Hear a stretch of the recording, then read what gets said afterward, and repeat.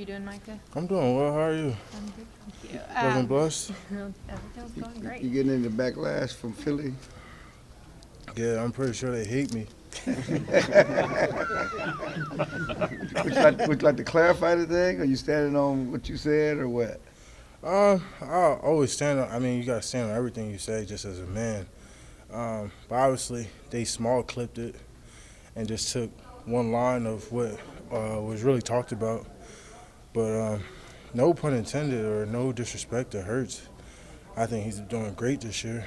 But you know me, I'm a defensive guy, and I said their Eagles defense is just a team to watch. I mean, they just got hell of a players over there that's been making plays all year. So, from a defensive aspect, I know how offensive guys just kind of get all the credit. So, I just want to stick up for the defensive guys. Because the conversation was most valuable player, is it just quarterback?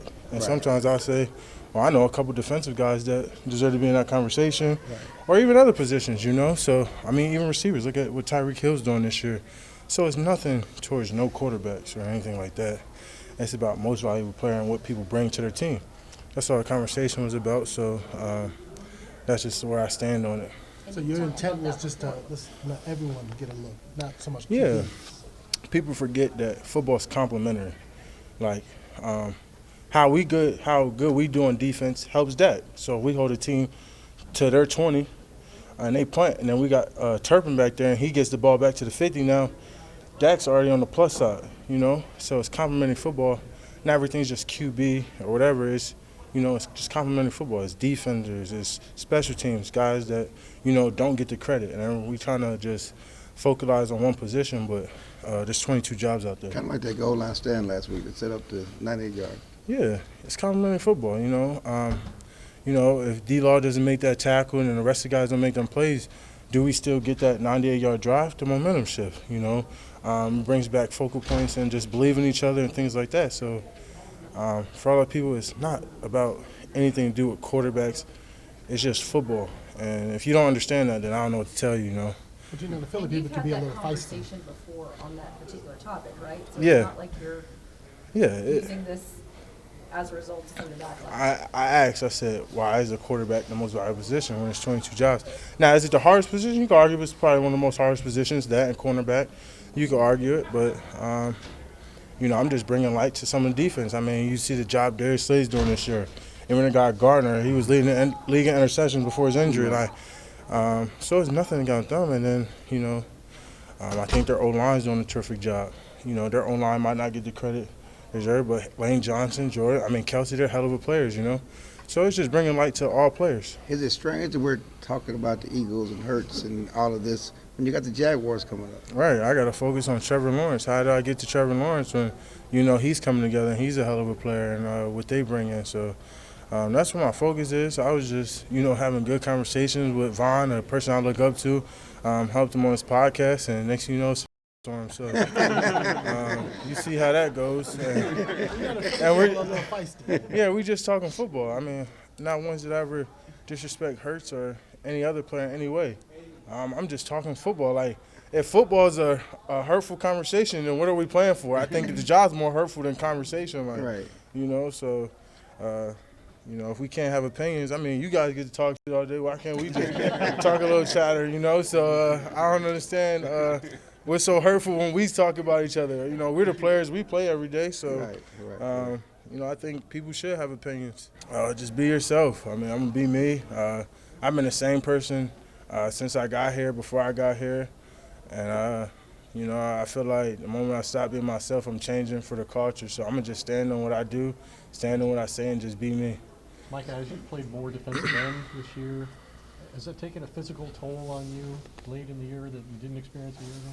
Yeah, I said the trench warfare is definitely way tougher. It's a harder job, but I'm doing certain movements that my body's probably not used to, and you gotta build muscle and build callus for it, build that toughness in it. So the more I keep doing it, the more I'm getting used to it, and the more I'm learning the position, I get better and more healthy. Are you in now? I wouldn't say that. I'm not devoted. I just think where we're at and how we're using the guys that we just been doing a lot of moving parts, and it's been successful. So that's what we've just been doing. Have you altered your training a little bit this year since you've been spending about 2 out of every 3 snaps down there? Have you altered some things? Yeah, I mean, obviously I'm adjusting and I'm trying to learn the position more. I'm still raw at it. Haven't played the position since high school and pretty much last year, so it's definitely way more technical and way more things that I got to learn when it comes to my reads. Mike, you mentioned Trevor Lawrence. What do you see on tape from Trevor Lawrence? What kind of challenge does he pose, and is it similar to anyone you faced this year?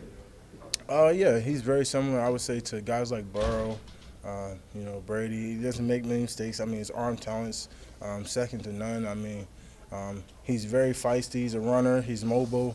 I mean, Trevor's a hell of a player. You can say why he was the #1 pick in our draft class. So I'm very excited to face off against him. This is my first time in my career. It's going to be fun. You guys go back a long way, back to high school, U.S. Army All-American game. Have you been waiting for a chance to face him like this? Yeah, I think just brotherly love. I think Trevor's a really cool dude, and I think when you get a chance to face, friends or, people that you kind of grown with throughout the process and draft and recruiting and stuff like that, it's always pretty fun, all love. I mean, his jersey's on my wall at home, so, I mean, it's going to be fun to I might swap it out, actually, now that I think about it. I want the real. Which one is on the wall? Right here. His, I think it's the green one, so, it's going to be fun. How frustrating was last week's game for you?